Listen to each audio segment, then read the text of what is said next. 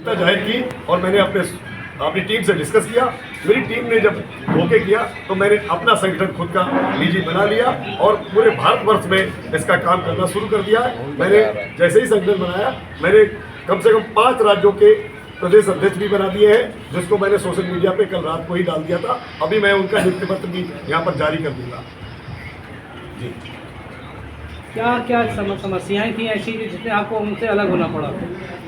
देखिए, ये मेरा जो संगठन है ये गैर राजनीतिक है और कोई राजनीतिक व्यक्ति इस संगठन को अपनी तरह से चलाना चाहे, it can not be possible. मैं गैर राजनीतिक संगठन चला रहा हूँ, मैं किसी पार्टी के दबाव में काम नहीं कर सकता हूँ।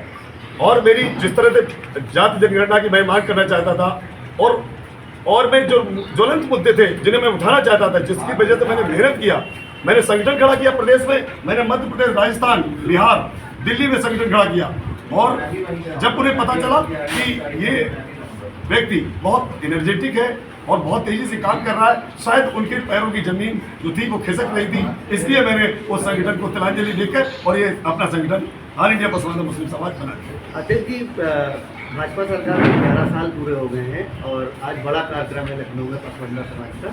वो कह रहे हैं कि अल्पसंख्यक समाज के लिए बहुत ज़्यादा काम किए गए, आप इसको कैसे देखते हैं? देखिए, दोनों चीज़ें अलग अलग हैं, अल्पसंख्यक और पसमानदा।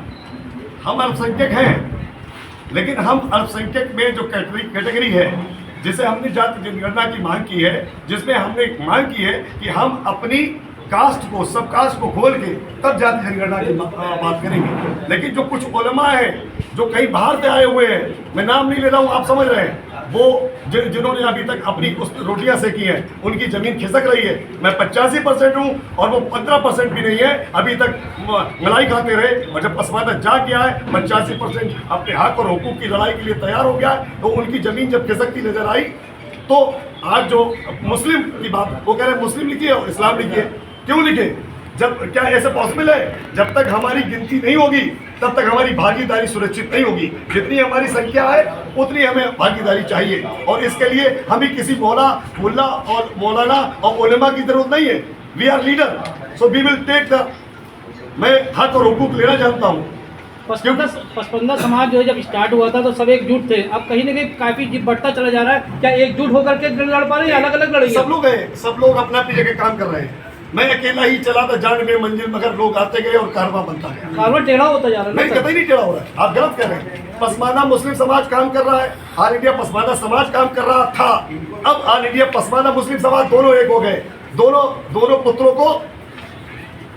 पुत्रों को बाप ने अपने हाथ में ले लिया। अच्छा, प्राथमिकताएं क्या रहेंगी पसमानदा समाज? पसमानदा समाज सबसे पहले तो जाति जनगणना की बात करता है, निजीकरण की बात कर रहा है। निजीकरण से जो हमारा जो वो है खत्म होता जा रहा है, आरक्षण जो खतरा मंडरा रहा है। जब आरक्षण ही नहीं रहेगा तो हक और हुकूक क्या मिलेगा?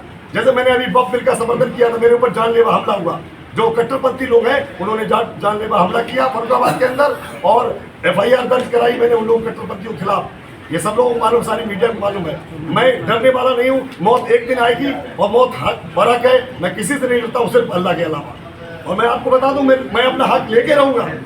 ये मैंने कसम खाई है कि मैं अपना हक लेके रहूंगा। अब आपकी बात रही जहाँ तक अलग अलग की, सब एक हैं और एक जल बन के रहेंगे। सारे लोग इसी बैनर के नीचे आएंगे इंशाअल्लाह। और अगली मीटिंग जब होगी दिल्ली में तो सारे लोग मेरे साथ बैठे होंगे। एक तरफ ये होंगे, एक तरफ वो होंगे, जिनकी बात आप करेंगे। एक आखिरी सवाल रहेगा, बहुत अहम सवाल।